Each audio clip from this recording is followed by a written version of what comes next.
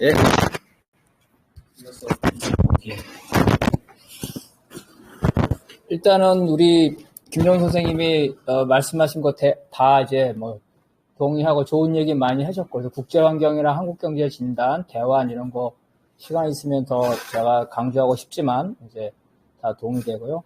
일단 작은 거부터 좀 제 의견을 좀 얘기를 하고 좀 큰 문제를 한번 얘기해 보겠습니다. 먼저 이제 중국의 1대1로를 신식민지적 정책으로 평가한 부분에서 동의합니다. 제가 이 부분을 얘기할 때 역시 이제 그 제국주의 정책과 유사하죠. 그러니까 중국이 이 경제 해외에서 자본 수출, 상품 수출하는 거 분명합니다. 해외에서 경제적 착취를 하는 거는 맞습니다. 그래서 그렇지만 이제 제국주의가 되려면은 경제적 착취 이외에 이러한 경제적 착취를 위한 정치적 종속까지 포함되어야 되는 거죠. 그래서 이런 면에서 볼 때 중국이나 한국이 해외에서 경제적 착취라는 제국주의적 정책을 일부 구사하나 경제적 착취를 위한 식민지나 반식민지나 대리정권 등 정치적 종속이 없기 때문에 제국주의의 한 표지는 갖고 있으나 제국주의 자체는 아니기 때문에 우리 김종 선생님이 이거를 신식민지적 정책이다 이렇게 표현한 거는 아주 정확한 표현이라고 봅니다. 레닌도 제국주의는 정책이 아니라 시스템이라고 했기 때문에 제국주의를 정책으로 잘못 보고, 한국도 제국주의고 뭐 제국주의를 갖다가 이렇게 확장하는 것, 이러한 것들은 좀 문제가 있다는 거. 어쨌든 이제 계급 분석 중에서도 특히 자영업자는 사실상 노자 대립의 선명성을 흐리게 하는 방해 요소입니다. 그렇지만 선생님도 말씀드렸지만 고용 확대 능력이 뛰어나고 특히 지역사회에서 고용과 경제에 도움이 되고, 또 독점 자본을 포효하기 위한 연대가 필요하지만 과연 우리가 장기적으로 자영업자가 이 태화 전략, 그러니까 자영업자를 무리하게 비경제적 방식으로 자영업자를 비정상적인 이런 자영업자를 유지하는 그러한 연대 투쟁을 할 것인지, 아니면은 독점 자본을 포위하는 연대 투쟁을 하지만 자영업자의 태화 전략이라는 것은 불가피하지 않는가, 이런 부분도 한번 고민할 필요가 있다. 어쨌든 자영업자가 비정상적인 상태로 있기 때문에요.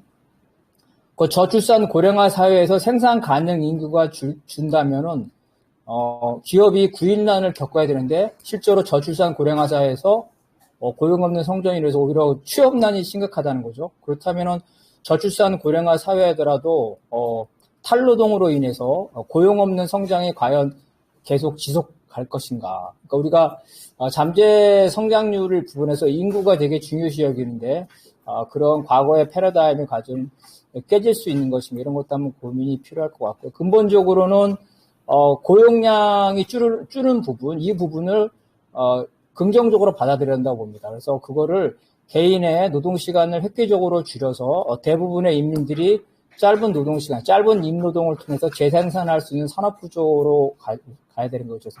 표준 근로시간을 획기적으로 줄여야 되고, 그리고 이제 최저임금을 생활임금 수준으로 올리는 투쟁이 필요하다. 그래서 이 노동시간을 줄이더라도 오히려 인간다운 생활은 보장할 수 있는 그런 방식으로 갖고 있어요. 그래서 현재 중요한 건 우리가 강구하고 있는 건 최저임금이 자본과 권력은 기존의 정규직, 기존의 호봉제를 하는 사람들은 그대로 다 유지합니다. 불이익 변경 금지. 그렇지만 새로운 신규 산업이라든가 새로운 신입 노동자에게는 다 이제 그 최저임금을 기본으로 하는 직무급으로 전환하고 있다는 거죠. 그래서 평생 동안 일을 하더라도 단순 노동에 의하면 최저임금의 1.5배, 그 다음에 기술직이라든가 이런 데서는 최저임금의 3배로 묶고 승급을 제한하겠다는 거죠. 무슨 말이냐면 이 최저임금 투쟁이 열악한 노동자의 투쟁이 아니라 앞으로 최소한, 이미 진행되고 있지만 최소한 20년이나 15년 지나서 현재의 호봉제 노동자들이 정년퇴직을 한다면 모든 노동자의 임금 베이스가 될 수 있다는 겁니다. 최저임금 투쟁이 전체 어떤 노동시간을 줄이면서도 인간다운 삶을 보장하는 데 있어 중요하기 때문에 전체 노동계급의 투쟁으로 좀 인식의 차원이 좀 필요하다는 거고요. 그 다음에 정책 투쟁에서는 뭐 이제 기본소득도 동의되고 다 이제 불가피하고 좋지만 과세나 분배 차원이라기보다는 그 탈노동이죠. 그러니까 사회적 생산력과 사적 소유관계의 모순을 극명하게 보여주는 이런 부분부터 우리가 그 소유관계를 전환시키는, 즉 소유 지분을 인민들이 소유하거나 그 이윤을 강제로 배당하는, 즉 소유관계의 전환에 우리가 좀 집중할 필요가 있다. 과세와 분배 차원의 접근은 사실은 이제 사회민주주의적 경향에서 충분히 하는 거고, 결국은 자본주의가 과소 소비에서 벗어나기 위해서는 결국 보수주의자들도 받아들일 수밖에 없죠. 지금 그렇게 나가고 있다는 겁니다. 그래서 뭐 약간 좀 동투인 거지만 이 자본시장, 주식금융시장을 근본적으로 개혁하는 조건에서 양도가 제한되는 국민주나 국민 배당을 탈노동이죠. 스마트 공장이라든지 노동이 없는 산업에서 순차적으로 좀 할 수, 이런 경우에 어떤 여론이 좀 일정 부분 동의가 되지 않을까, 이런 거고요. 그 다음에 인구 문제에도 고려할 수가 있는데, 저는 이 부분에서 하나는 뭐 출생률은 뭐 당연한 거고, 이 이주 노동자 문제를 단순히 노동력만 가져와서 쓰는 그런 문제가 아니라 정주의 개념으로 해서, 이주 노동자의 문제가 아니라 우리 사회에서 한 사회 구성원으로 받아들이는, 그래서 이민과 가족 이런 거죠. 이런 걸로 받아들이는 이 이주 노동자 문제에 대한 근본적인 전환이 필요하다는 거고요. 한국 경제의 규모나 대외 의존성을 볼 때 남북 경제 공동체 가지고는 근본적 대안이 될 수 없다는 거죠. 현재 한국 경제의 규모로. 그리고 이제 남북 경제 공동체 교류를 통해서 북의 체제의 변혁이라는 말을 써서 상당히 이제 논쟁적이 될 것 같은데, 어쨌든 북의 현재 체제는 현재의 조건을 반영하는 거기 때문에 북이 남북 교류나 남북 경제 공동체가 돼서 북이 고립에서 벗어나면 북의 체제도 변화될 수밖에 없을 거라는 겁니다. 자기 스스로 변화되든지 아니면은 외부의 힘에서 변화되겠지만 이거를 이제 그 북을 바깥에서 강제로 변혁이라는 이러한 표현을 했을 때는 여러 가지 고민이 좀 필요할 것. 어쨌든 북은 현재 조건이 반하면 북 체제도 스스로 변화될 거라는 거죠. 이런 면에서 볼 때 남북 경제 공동체가 북의 사회 변화, 이제 선생님은 변혁이라고 표현했는데 북의 사회 변화의 새로운 모델을 만드는 계기가 될 수 있다는 그러한 측면은 저도 동의됩니다. 근본적으로 중국을 포함한 동아시아 전략이 필요하지 않을까. 남북 경쟁도 당연히 하지만 그거 가지고는 부족할 거라는 거고요. 그래서 또 하나는 이제 소비 수준을 개선하는 방법으로서 기본적으로 최저임금을 높이는 방법은 방금 얘기했는데, 근로소득을 이렇게 개선하는 방법도 있지만은 영모기지나 상속세를 강화해서 노년층이 자산을 가지고 자식한테 물려주려 하지 않습니까? 그게 아니라 노년층이 자산을 현금화하여 자산소득으로 노년층이, 쉽게 말하면 자식한테 물려주지 말고 있는 집 팔아가지고 편하게 많이 소비하는 그런 것도 좀 필요하지 않나, 이런 것들이 좀 되고. 그 다음에 이제 큰 그림에서 의견을 말씀드리면, 어쨌든 한국 경제가 현재로서는 최고점에 있다고 볼 수가 있겠죠.